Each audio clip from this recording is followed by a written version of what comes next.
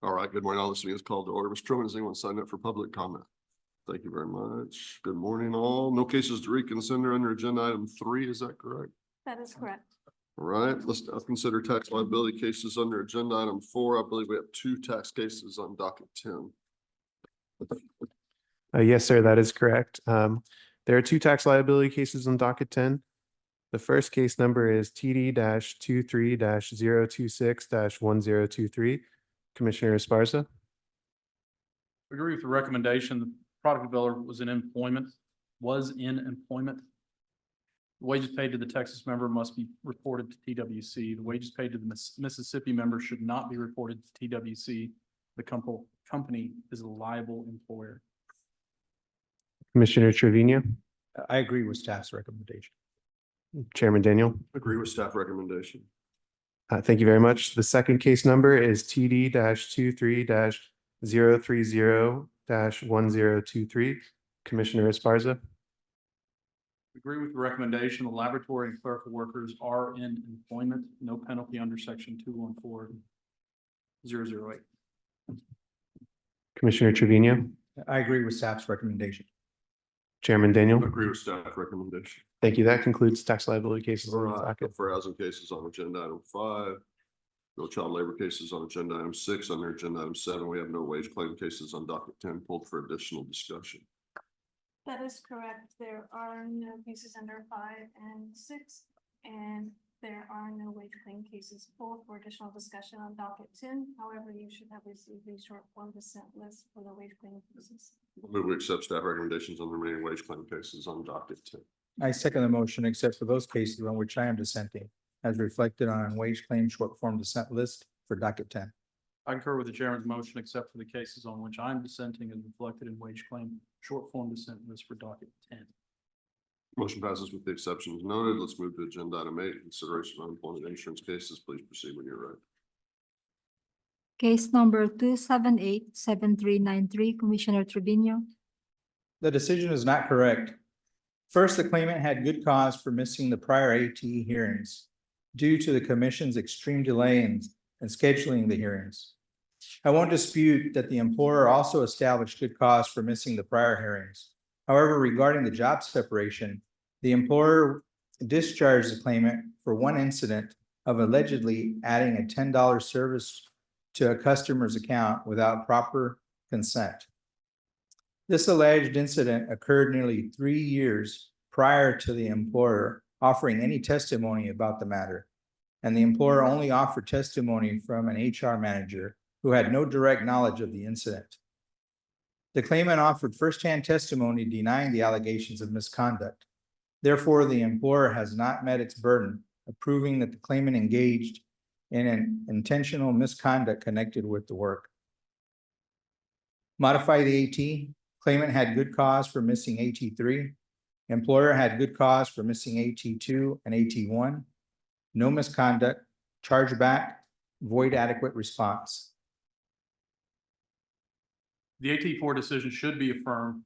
Regarding good cause for the claimant's non-appearance at AT3, the length of time between the scheduling hearing is not material to this case because the claimant testified that he believed he received the hearing notice.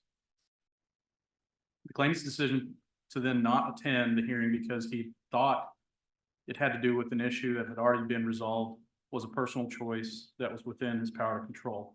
As such, the claimant did not have good cause for his non-appearance. Regarding good cause for the employer, I agree that since the employer did not receive the hearing notices in question in a timely manner, the employer had good cause for its non-appearances. As to the underlying merits, and even if the claimant is deemed to have had good cause for his non-appearance, he was terminated for adding a service to the customer's account without getting the customer's consent. The employer had a policy prohibiting this conduct, and the employer testified that such conduct results in immediate termination. Accordingly, the claimant was discharged for work-connected misconduct. We should therefore affirm the AT decision. The claimant did not have good cause for his non-appearance. The employer had good cause for both of their non-appearance, misconduct, no chargeback, adequate employer response.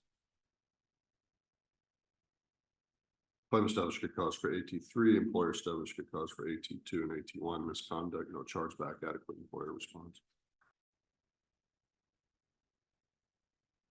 Could you repeat? Could you please repeat your good cause, Mr. Chairman? Claimant established good cause for AT3, employer established good cause for AT2 and AT1.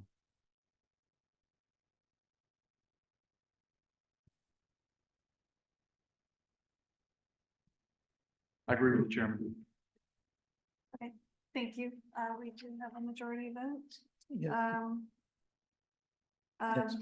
Good cause for the claimant, good cause for the employer on both appearances, misconduct, no chargeback, and adequate, separate adequate response. Yes, ma'am. Short form dissent, please. Thank you. I have your short form dissent. Case number 3541841, Commissioner Esparza. The AT's decision is fully supportable. The claimant was discharged because he failed to read the lease for one of her properties and filled out the wrong eviction form. This is a task she should have been able to perform had she only paid more attention to her work. Thus, because the claimant made an avoidable mistake after prior warning, she mismanaged her position of employment. We should affirm the AT decision, misconduct, no chargeback. The AT decision is not supportable. The claimant was discharged for job performance issues.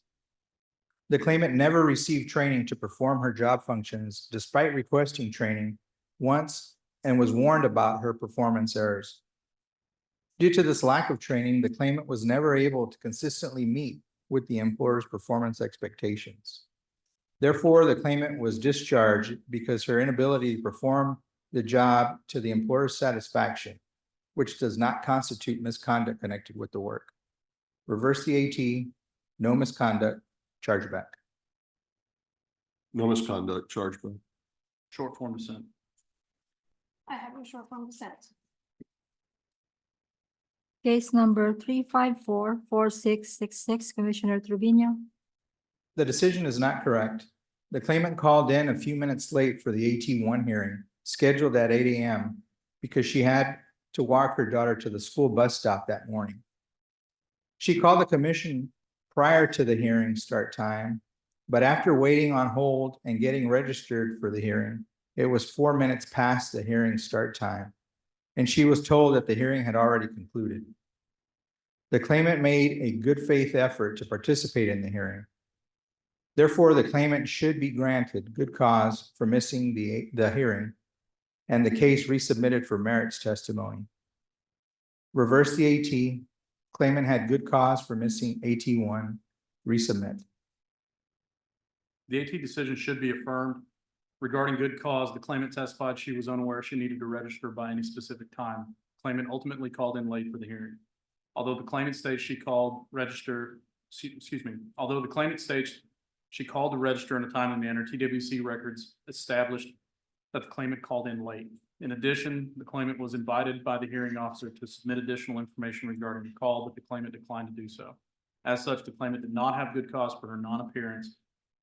Regarding the underlying merits, the claimant was fired for excessive absenteeism. The claimant had prior discussions about her attendance, but nonetheless continued to incur absences. As such, the claimant's action constituted work-connected misconduct.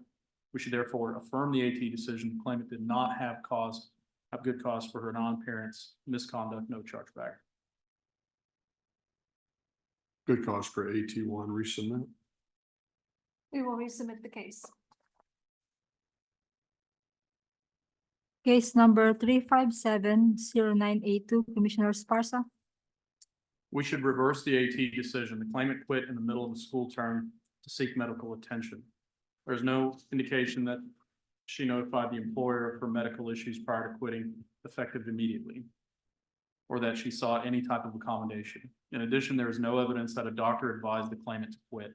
Because the claimant did not provide the employer an opportunity to address her concerns, did not provide medical documentation showing she was unable to work, and did not take available steps to protect her job, the claimant is considered to have quit without work-connected good cause. We should reverse the AT decision, reimbursing employer not billed.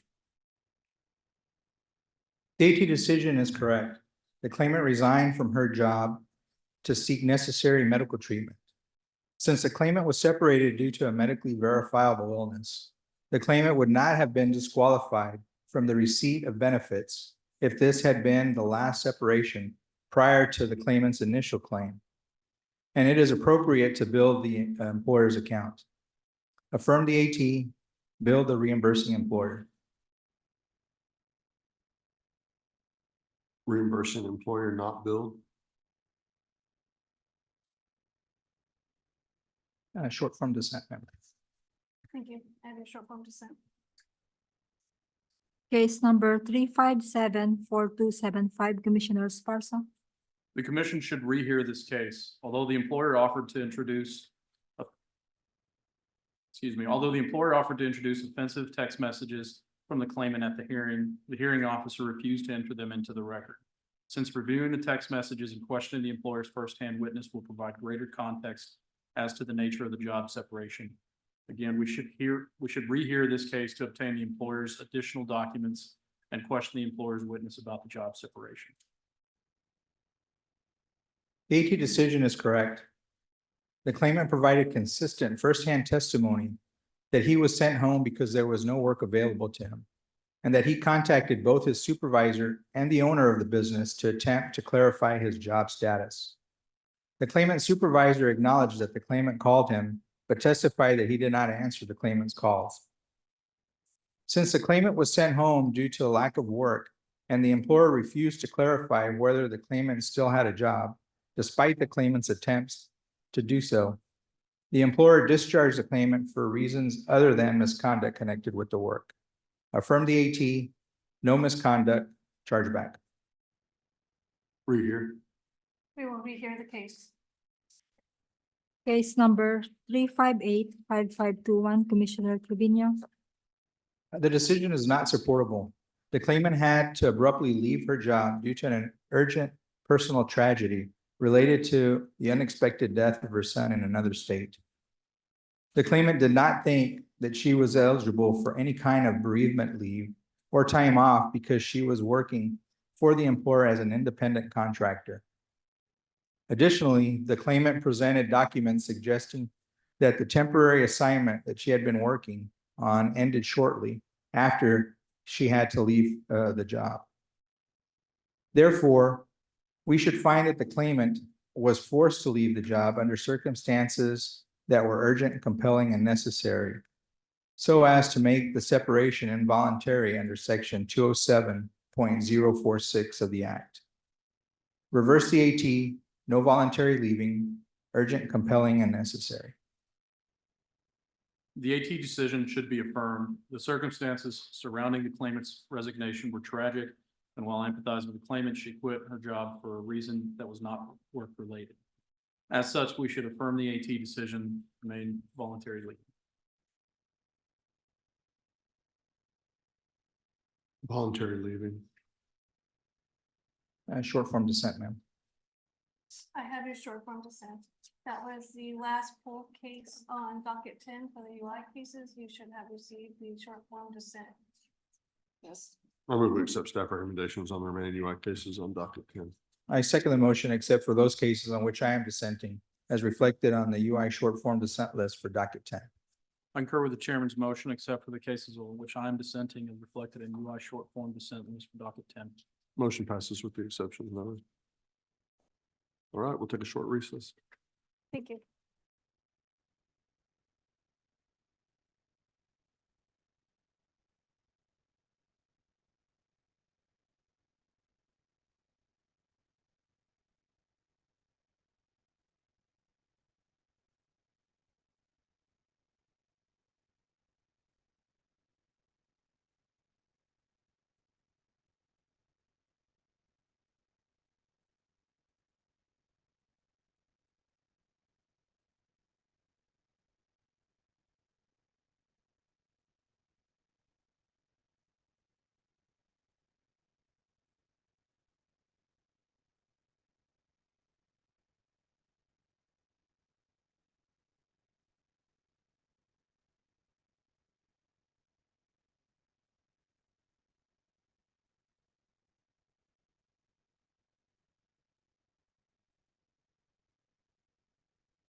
It's agenda item 9, workforce development board nominees.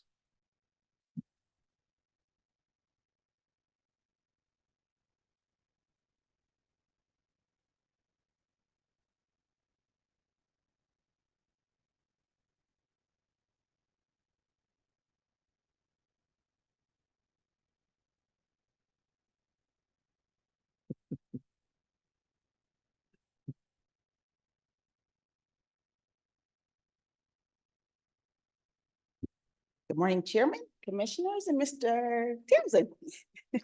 For the record, Shanta Williams with the Workforce Development Division. And today for your consideration, we have Workforce Board nominations for Workforce Solutions in 2 areas, Deep East and East Texas. Staff recommends approval on the presented nominees, and I'm here to answer any questions you may have. All right, any comments or questions? None here. No questions. Is there a motion? Chairman, I move to approve the local Workforce Development Board member nominees presented today for the following: Workforce Solutions, Deep East Texas and East Texas. A second. So it's been moved second, and the vote is unanimous. Thank you. So agenda item 10, child care match.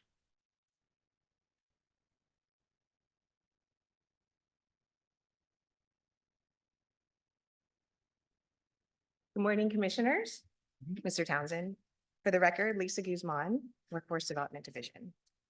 In accordance with federal regulations and TWC Chapter 809 Child Care Services Rule, TWC encourages the boards to secure and submit local matching funds to TWC in order to receive a portion of the CCD funding.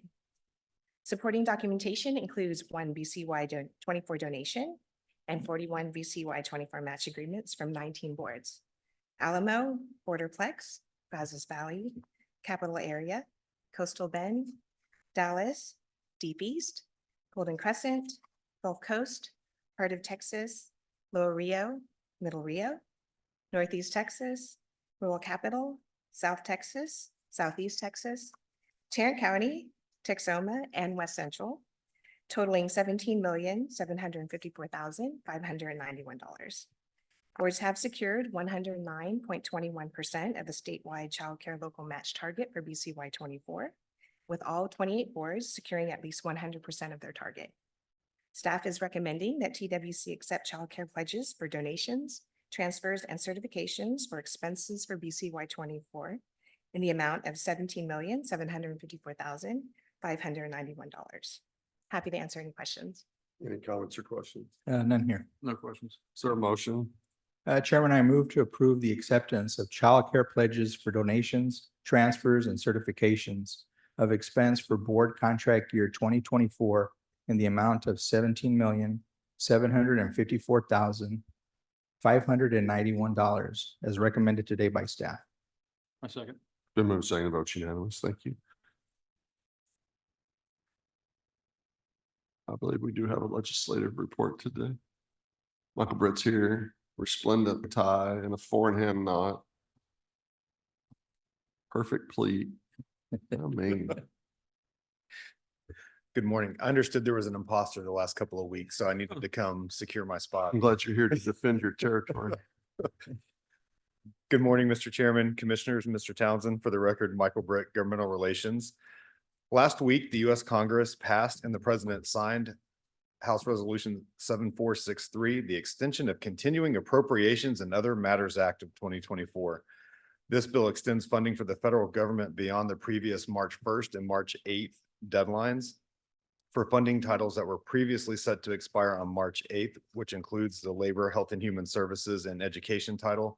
Funding has now been extended until March 22nd of 2024. As they move forward on their budget matters, Congress must pass all the appropriation titles by April 30th of 2024.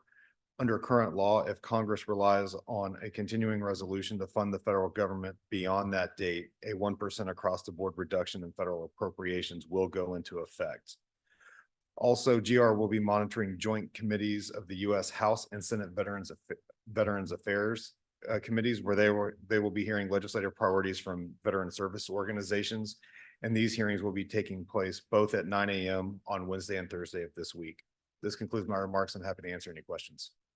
Are there any questions or comments? None here. No question. All right, thank you very much. Thank you. Is there an executive director's report today? Good morning, Chairman, Commissioners. Yes, sir. We have two updates for you this morning. The first, I'm going to have Chris Nelson come up and give you an update on where we are on the budget status for our vocational rehabilitation program. Good morning, Chairman, Commissioners. For the record, Chris Nelson, Chief Financial Officer. This morning, I'm going to give you an update on an item previously briefed with your offices. With an increased level of client services in the vocational rehabilitation program, TWC has looked at opportunities to increase the amount of federal funding available to the VR program.